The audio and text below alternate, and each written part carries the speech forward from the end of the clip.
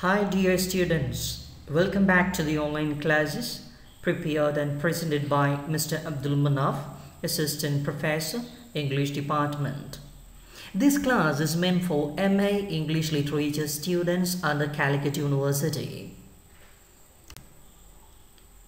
Today, let's discuss the paper for third semester, 20th century British Literature post-1940.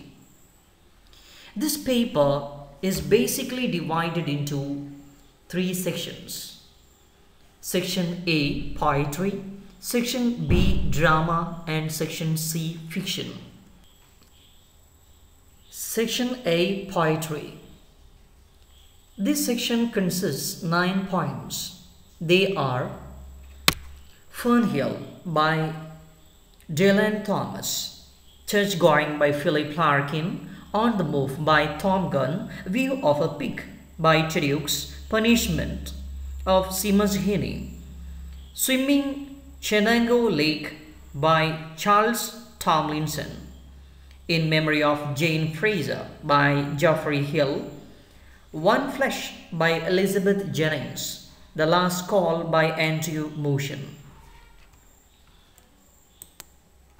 By learning these poems and poets, let's understand the various trends in British literature after the 1940s.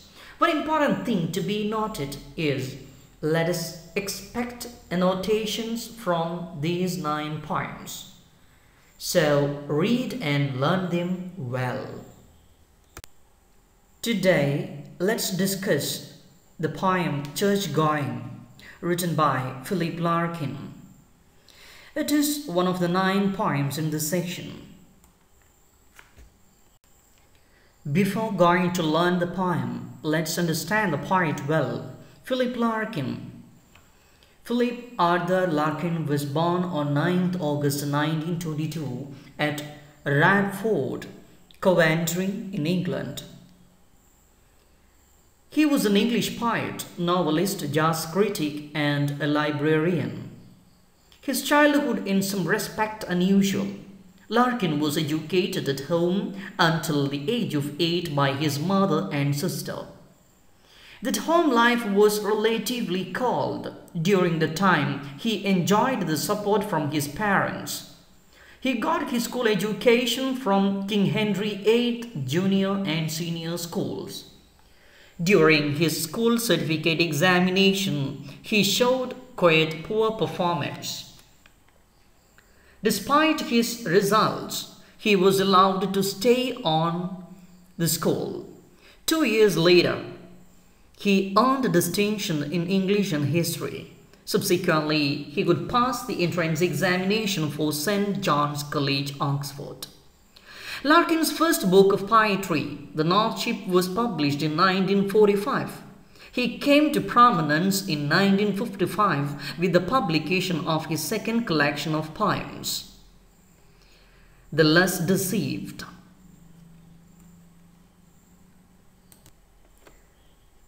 In 1984, Philip Larkin was offered the honorary position of UK Poet Laureate, but it was declined following the death of the English poet Sir John Benjamin. Some of the notable works by Philip Larkin include the Oxford Book of 20th Century English Verse. It is an anthology of poems. A Girl in Winter. It's a novel. The Whitsun Weddings and High Windows. Both of them are poetry collections. It was on 2nd December 1985. He died at Humberside in England. Church-Going. This poem is taken from Philip Larkin's first mature collection of poetry named The Less Deceived. It was first published in 1955. Larkin made the first draft of the poem in April 1954, later abandoned it, then took it back up, emerging with his final version in July 1954. So, Church-Going by Philip Larkin is a 7-stanza poem that is made up of sets of 9 lines. Each of these strophes is constructed with a specific but somewhat halting rhyme scheme in mind. Larkin has chosen to make use of both full and half-end rhymes. These varying endings give the poem a feeling of unpredictability. One is never quite sure when the words are going to fall into line or step out, breaking the pattern. So, this is one of such instances of these varied types of rhymes. Let us understand the poem well. Once I am sure there is nothing going on, I step inside, letting the door thud shut. Another church, matting seats in stone, and little books sprawling of flowers cut. For Sunday, brownish now some brass and stuff up at the holy end, the small, neat organ and the tense, musty, ignorable silence. Brewed God knows how long, headless I take off my cycle clips in awkward reverence. This poem describes the emotions experienced by a speaker who is inexplicably drawn to the exploration of churches. So let us understand what is the content of the first stanza. The poem begins with the speaker entering into a building the reader later discovers as a church. He is not sure why exactly he wants to be there, and is even more confused by what he sees inside. So, the first stanza gives us that idea. The poem begins with the speaker describing through initial action phrases his entering into a place. In the first 2 lines, it is not clear to the reader where exactly the speaker is and what is so important about making something as sure or making sure. There is nothing going on. The reader might ask, what is this place that needs to be empty for one to enter? What could have been going on? The speaker checks to make sure the structure is clear and steps inside. He mentions the fact that the door closes with a thud behind him. So you can see this idea from the line, I step inside letting the door thud shut. So he mentions the fact that the door closes with a thud behind him. It's both sealing him into the space and keeping the exterior walled out. If one had not assumed the identity of the structure from the title, the next line makes known to the reader that the speaker is exploring a church. Immediately, it becomes clear why the space needed to be empty so that he could explore inside it. There is another important word mentioned in this section, which changes the feeling of the poem. Another. The word another. This is not the first time that he has entered into an abandoned or simply empty church. What does the speaker do? The speaker glances around and notices all the items that are consistent throughout all the churches that he has visited. So he has visited many other churches. There are books and sets and stone. He is surprised by these sights. He is not surprised. He is unsurprised by these sights. He also takes in the fact that there is some brass and stuff up at the holy end. This mundane way of referring to the altar at the front of the church says a lot about the speaker. He does not hold any reverence or respect for the space he is in. Amongst all the physical things he notices, he also feels an unignorable silence that is overwhelming in the space. It seems to the speaker that the church has been absent for people for quite a long time. They have not visited this place. So let's move to the second stanza. It started with the word move. Move forward, run my hand around the font. From where I stand, the roof looks almost new, cleaned or restored. Someone would know I don't. Mounting the lectern, I push a few hectoring large-scale verses and pronounce. Here endeth much more loudly than I would meant. The echoes sneak up briefly. Back at the door I sign the book, donate an Irish sixpence. Reflect the place was not worth stopping for. What's the content of this stanza? So the second stanza describes the speaker moves forward to the front of the church and runs his hand over the pews. Once he has made it to the front, he looks around and notices what seem to be complete repairs and restorations done to the roof. This is a curious fact about the space, as it is so devoid of people. There is no one there to ask why this is in the case. The speaker continues his journey through this religious space and takes to reading from the Bible.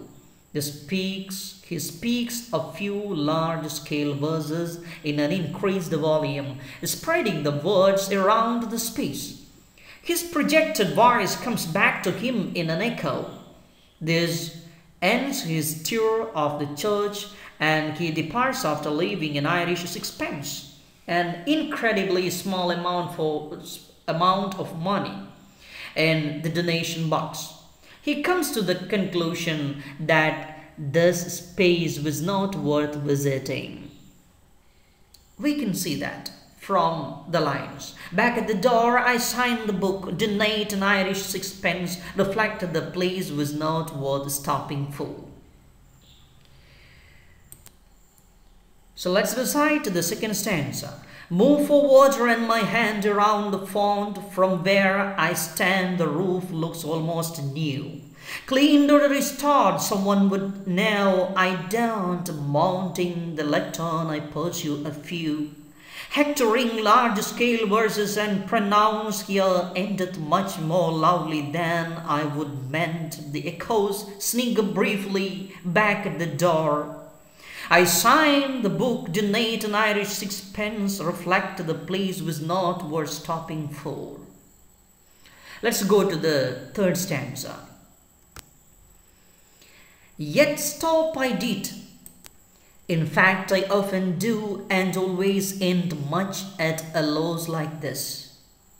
Wondering what to look for, wondering too when churches fall completely out of use. What we shall turn them into if we shall keep a few cathedrals chronically on show, their parchment, plate and pigs in locked cases, and let the rest run free to rain and sheep, shall we avoid them as unlucky places. Stanza 3 says, a speaker seems to have some kind of inner conflict about his attraction to churches. He knows and knew that there would not be anything new inside, but he stopped anyway. This is not unusual for him. He often does it and winds up in the same mental space. The man is frequently entering into the churches, searching through their religious objects, and then leaving unsatisfied. He does not yet know what he is looking for, but is always left with one specific question.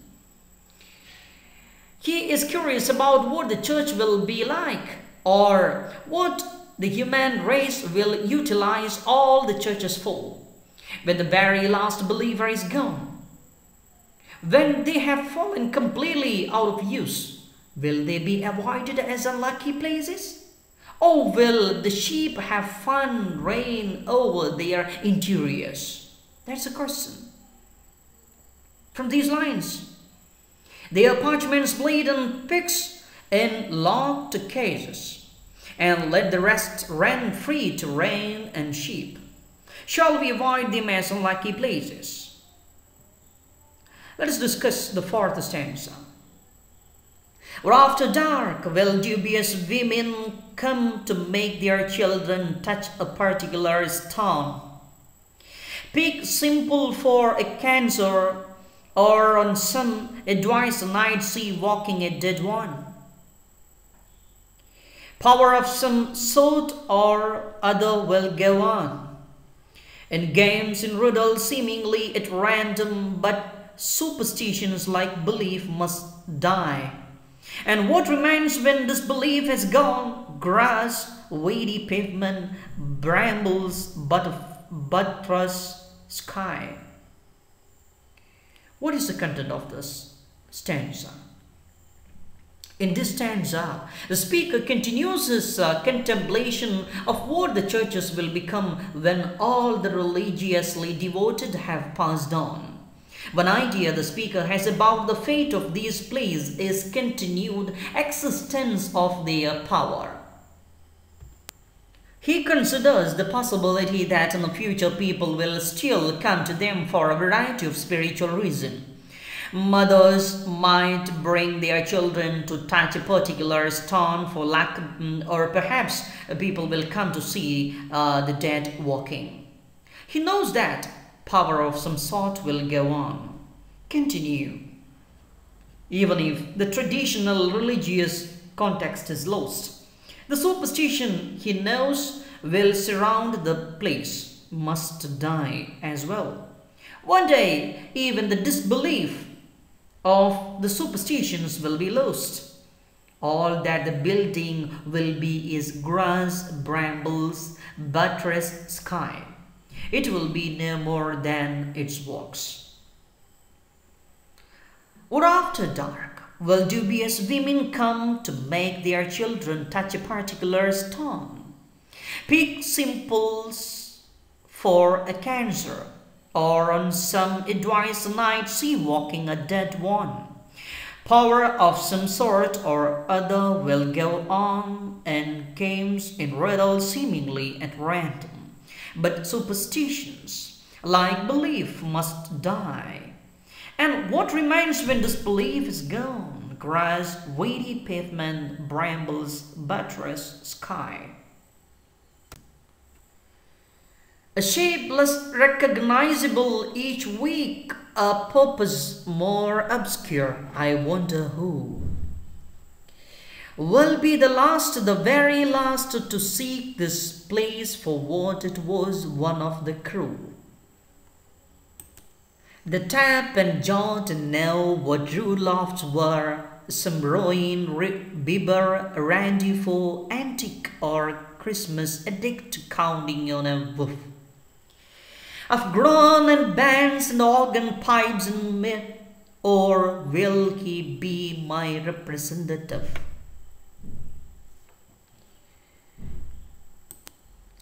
In this stanza, we can see as time passes, this conglomeration of architectural elements will fall further into disappear. It will become less recognizable as the days move forward until its original purpose is completely unknown. The speaker embraces a new question in the stanza. He is considering who the very last believer or pilgrim or seeker of truth will be who enters the building. Will this person even comprehend where he or she is, what he wonders? Will this man or woman think as the final reminder of a dead religion? The last person, he assumes, will be one of the crew, who knows what a rude loft is. We can see it in this line. Will be the last, the very last to seek this place for what it was. One of the crew that tap and jot and know what rude lofts were. So that's a question. This is a reference to what is more commonly known as a rood screen. It is a feature of late medieval church architecture that was situated between the chancel and nave at the front of the church. In the final lines of this stanza, the speaker contemplates who this person is. Will they be a Christmas debt, or someone who is there solely to seek out organ, pipes, and myrrh, and all the religious ephemera of the church? Lastly, he considers the opinion that the seeker will be as is he, someone who is uninformed and unclear on the purpose of religion. But uninformed, nigh in the gusty silt, dispersed yet attending to this cross of ground, through suburbs curved because it held and splits along and equably what since is found. Only in separation, marriage and birth and death and thoughts of this for whom was built this special shell for, though I have no idea what this accoutred frosty barn is worth. It pleases me to stand in silence here. So let's go through this lines. What's the content of these lines? As the poem begins to conclude, the speaker continues his prospective description of who the last visitor of the church will be. This person might be as he is, curious about the place because of its long-lasting nature. It has held and split for so long, one might wonder what has allowed it to survive. The onlooker might think on further in the same vein as he, wondering what the frosty barn is worth and how, without knowing its worth, it can please one to stand in silence here. That is the last line of the sixth stanza. It pleases me to stand in silence here. Let's understand the seventh stanza, or the last stanza of this poem. A serious house on serious earth it is, in whose blent air all our compulsions meet, are recognized and robbed as destinies, and that much never can be obsolete. Since someone will forever be surprising a hunger in himself to be more serious and gravitating with it to this ground, which he once heard as proper to grow wise in, if only that so many did lie round. The final stanza of the piece returns to the speaker's own thoughts. He has finished contemplating what could be and resumes his own present musings. Up until this point of the reader might be under the impression that the speaker holds no real regard for religion or the true structure of the church. So the speaker comes to that point. This is quickly dismissed with the first line of the stanza. He states that the church is a serious house on serious earth. It has a true and worthy purpose and should not be made fun of. It's a place where all the compulsions or impulses of human beings meet. in whose blent air all our compulsions meet. Here, the truth of human existence is recognized and celebrated. The fact of this, he thinks, should not ever become obsolete. It is important enough to be remembered forever. The Church will forever bring out a hunger in one that cannot be discovered through any other means. A hunger in himself to be more serious and gravitating with it to this ground, which he once heard was proper to grow wise in, if only that so many did lie round. So, a man, here it is. This discovery of seriousness will remain with one until the end. There, a man or woman who has rediscovered something in themselves will take it with them to this ground. They will return to the churchyard and the place where so many did lie round. So, this is what is the content of the last stanza. Thank you for watching this video. Let us wind up today's class.